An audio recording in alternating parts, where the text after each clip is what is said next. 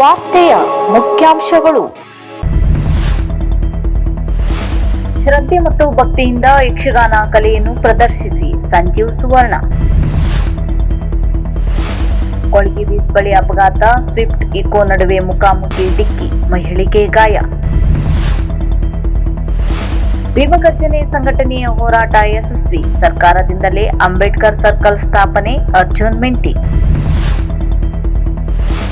KSRTC ನೌಕರರು ನಮ್ಮ ನಡುವಿನ ಯೋಧರು, ಶಾಸಕ ಭೀಮಣ್ಣ ನಾಯ್ಕ್ ಶ್ಲಾಘನೆ. ಮೂವರು ಕೊಲೆ ಪಾತಕರಿಗೆ ಜೀವಾವಧಿ ಶಿಕ್ಷೆ ನೀಡಿದ ನ್ಯಾಯಾಲಯ. ತಾಲೂಕಿನ ಬಿದ್ರಳ್ಳಿಯ ಅಕ್ಷಯ ಯಾನೆ ಆಕಾಶ್ ಪಾಂಡುರಂಗ ಕಿತ್ತೂರ್ಕರ್, ಪಾಂಡುರಂಗ ಕೀರಪ್ಪ ಕಿತ್ತೂರ್ಕರ್ ಹಾಗೂ ಲತಾ ತುಳಸಾಯಿ ಕೋಂ ಪಾಂಡುರಂಗ ಕಿತ್ತೂರ್ಕರ್ ಕೊಲೆಗೈದ ಆರೋಪಿಗಳಾಗಿದ್ದಾರೆ. ಆಸ್ತಿಯಲ್ಲಿ ಪಾಲು ಕೇಳಿದ್ದಕ್ಕೆ ಕೇಶವ್ ಪಾಂಡುರಂಗ ಕಿತ್ತೂರ್ಕರ್ ಎಂಬ ವ್ಯಕ್ತಿಯನ್ನೇ ಕೊಲೆ ಮಾಡಿದ್ದರು. ಈ ಹಿನ್ನೆಲೆಯಲ್ಲಿ ಕೊಲೆ ಪ್ರಕರಣವನ್ನು ವಿಚಾರಣೆ ನಡೆಸಿ ಆರೋಪಿಗಳಿಗೆ ಜೀವಾವಧಿ ಶಿಕ್ಷೆ ಹಾಗೂ ದಂಡ ವಿಧಿಸಿದ ಜಿಲ್ಲಾ ಸತ್ರ ನ್ಯಾಯಾಲಯ ಕಾರವಾರ ಪೀಠದ ನ್ಯಾಯಾಧೀಶರಾದ ಕಿರಣ್ ಕಿಣಿ ಅವರು ವಾದವನ್ನು ಸಮರ್ಥವಾಗಿ ಮಂಡಿಸಿ ನ್ಯಾಯ ಒದಗಿಸುವಲ್ಲಿ ಯಶಸ್ವಿಯಾಗಿ ಸರ್ಕಾರಿ ಅಭಿಯೋಜಕರಾದ ರಾಜೇಶ್ ಮಳಗಿಕರ್ ಮತ್ತು ಅಂದಿನ ತನಿಖಾ ಅಧಿಕಾರಿ ಬಿಎಸ್ ಲೋಕಾಪುರ 15/10/2019 ರಂದು ಪ್ರಕರಣ ದಾಖಲಿಸಿ ನ್ಯಾಯಾಲಯಕ್ಕೆ ದೋಷಾರೋಪಣಾ ಪಟ್ಟಿ ಸಲ್ಲಿಸಿದರು. ಕಳೆದ 3 ವರ್ಷಗಳಿಂದ ರಸ್ತೆಯ ಅಗಲೀಕರಣದ ನೆಪವೊಡ್ಡಿ ಹಲವಾರು ವರ್ಷಗಳ ಹಿಂದೆಯೇ ಇದ್ದ ಅಂಬೇಡ್ಕರ್ ಸರ್ಕಲ್ ಎನ್ನುವ ಪ್ರತಿಯನ್ನು ತೆಗೆದಿಟ್ಟಿದ್ದರು. ಆದರೆ ಇದನ್ನು ಗಮನಿಸಿದ ಸಂಘಟನೆಯವರು ಬೃಹತ್ ಹೋರಾಟವನ್ನು ಹಲವು ಬಾರಿ ನಡೆಸಿದರು. ಸರ್ಕಾರದವರು ನಾಳೆ ಎನ್ನುವ ಭರವಸೆ ನೀಡುತ್ತಿದ್ದರೆ ವಿನಃ ಯಾರೂ ಕೂಡ ಇದರ ಬಗ್ಗೆ ಗಮನ ಹರಿಸಲಿಲ್ಲ. ನಂತರ ಸಂಘಟನೆಯವರು ಅಧಿಕೃತವಾಗಿ ನಗರಸಭೆಯಲ್ಲಿ ಠರಾವು ಮಾಡಿಸಿ ಕಾನೂನುಬದ್ಧವಾಗಿ ಅಂಬೇಡ್ಕರ್ ಸರ್ಕಲ್ ಎಂದು ನಾಮಕರಣ ಮಾಡಿಸುವಲ್ಲಿ ಯಶಸ್ವಿಯಾಗಿದ್ದಾರೆ. ಆ ಹೋರಾಟದ ಪರಿಣಾಮ ಈ ಬಾರಿಯ ಅಂಬೇಡ್ಕರ್ ಅವರ ಜಯಂತಿಗೆ ಸರ್ಕಾರವೇ ಅಂಬೇಡ್ಕರ್ ಸರ್ಕಲ್ ಅನ್ನು ಸ್ಥಾಪಿಸಿದ್ದಾರೆ. ಇನ್ನು ಮುಂದೆ ಇದು 5 ರಸ್ತೆ ಎನ್ನುವ ಪದ ಹೋಗಿದೆ. ಅಂಬೇಡ್ಕರ್ ಸರ್ಕಲ್ ನಾಮಕರಣ ಅಧಿಕೃತವಾಗಿ ಆಗಿದೆ. ಇದು ದಲಿತ ಮತ್ತು ಅಂಬೇಡ್ಕರ್ ಅವರ ಅನುಯಾಯಿಗಳಿಗೆ, ಕಾನೂನು ಪಾಲಕರಿಗೆ ಅತ್ಯಂತ ಸಂತೋಷಕರವಾದ ಸಂಗತಿಯಾಗಿದೆ ಎಂದು ಭೀಮಗರ್ಜನೆ ಸಂಘಟನೆಯ ಅಧ್ಯಕ್ಷ ಅರ್ಜುನ್ ಮೆಂಟಿ ತಿಳಿಸಿದ್ದಾರೆ. ಕಾರ್ಯಕರ್ತರಿಗೆ ಹಾಗೂ ಹಳ್ಳಿ ಬದಿಯ ನಮ್ಮ ಎಲ್ಲಾ ಕಾರ್ಯಕರ್ತರಿಗೂ ಕೂಡ ಈ ಸಂಬಂಧ ಅದರ ಜೊತೆಯಲ್ಲಿ ನಮ್ಮ ದಲಿತ ಹಿರಿಯ ಮುಖಂಡರುಗಳಿಗೂ ಕೂಡ ಈ ಮೂಲಕ ನಮ್ಮ ಬೆಂಬಲ ನೀಡಿದ್ದಕ್ಕಾಗಿ ನಿಮಗೆ ಧನ್ಯವಾದವನ್ನು ತಿಳಿಸ್ತಾ ಇದ್ದೇನೆ. ಇವತ್ತು ಏನು ನಾಳೆ ದಿನ ಅಂಬೇಡ್ಕರ್ ಜಯಂತಿ ಇದೆ.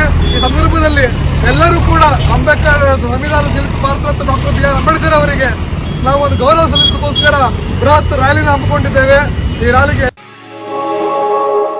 ಶಿರಸಿ ಕುಮಟಾ ಹೆದ್ದಾರಿ ಕೊಳಗಿ ಬೀಚ್ ಬಳಿ ರಾತ್ರಿ ನಡೆದ ಅಪಘಾತದಲ್ಲಿ ಮಹಿಳೆಯೊಬ್ಬರು ಗಾಯಗೊಂಡ ಘಟನೆ ನಡೆದಿದೆ. ಸ್ವಿಫ್ಟ್ ಹಾಗೂ ಇಕೋ ಕಾರ್ಗಳ ಮಧ್ಯೆ ಮುಖಾಮುಖಿ ಡಿಕ್ಕಿ ಸಂಭವಿಸಿದೆ. ಈ ತಿರುವಿನಲ್ಲಿ ಪದೇ ಪದೇ ಅಪಘಾತಗಳು ಸಂಭವಿಸುತ್ತಿದ್ದು, ಇತ್ತೀಚೆಗೆ ಸಾರಿಗೆ ಬಸ್ ಹಾಗೂ ಖಾಸಗಿ ಬಸ್ ನಡುವೆ ಇದೇ ಸ್ಥಳದಲ್ಲಿ ಅಪಘಾತ ಸಂಭವಿಸಿದೆ ಎಂದು ತಿಳಿದು ಬಂದಿದೆ.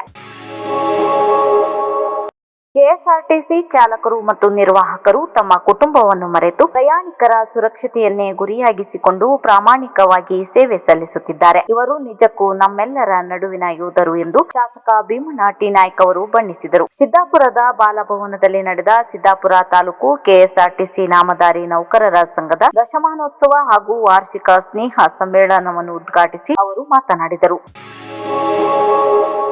ಯಕ್ಷಗಾನ ಎಂಬುದು ಕೇವಲ ಪ್ರದರ್ಶಕ ಕಲೆಯಲ್ಲ, ಇದೊಂದು ದೇವರ ಆರಾಧನೆ ಕಲೆ. ಕಲಿಕಾರ್ಥಿಗಳು ಈ ಕಲೆಯನ್ನು ಅತ್ಯಂತ ಶ್ರದ್ಧೆಯಿಂದ ಮೈಗೂಡಿಸಿಕೊಂಡು ಭಕ್ತಿಯಿಂದ ಪ್ರದರ್ಶಿಸಬೇಕು ಎಂದು ಉಡುಪಿಯ ಪ್ರಸಿದ್ಧ ಯಕ್ಷಗಾನ ಗುರು ಬನ್ನಜ್ಜೆ ಸಂಜೀವ ಸುವರ್ಣ ಹೇಳಿದರು. ಇಲ್ಲಿನ ನೆಮ್ಮದಿ ಆವರಣದಲ್ಲಿ ಯಕ್ಷಗೆಜ್ಜೆ ತಂಡದಿಂದ ಆಯೋಜಿಸಲಾಗಿದ್ದ 7 ದಿನಗಳ ಯಕ್ಷಗಾನ ಶಿಬಿರದ ಸಮಾರೋಪ ಸಮಾರಂಭದಲ್ಲಿ ಮಾತನಾಡಿದರು. ಶಿಬಿರಾರ್ಥಿಗಳು ಕೇವಲ ಹೆಜ್ಜೆಗಾರಿಕೆಗೆ ಸೀಮಿತವಾಗದೆ ನಮ್ಮ ಸಂಸ್ಕೃತಿಯ ತಳಹದಿಯಾದ ರಾಮಾಯಣ ಮತ್ತು ಮಹಾಭಾರತದ ಮಹಾಕಾವ್ಯವನ್ನು ಆಳವಾಗಿ ಅಭ್ಯಾಸ ಮಾಡಬೇಕು. ನಿರಂತರ ಕಲಿಕೆ ಮತ್ತು ಅಭ್ಯಾಸ ಮಾತ್ರ ಯಕ್ಷಗಾನ ಕ್ಷೇತ್ರದಲ್ಲಿ ಪ್ರೌಢಿಮೆ ಸಾಧಿಸಲು ಸಾಧ್ಯ ಎಂದು ಕಿವಿಮಾತು ಹೇಳಿದರು.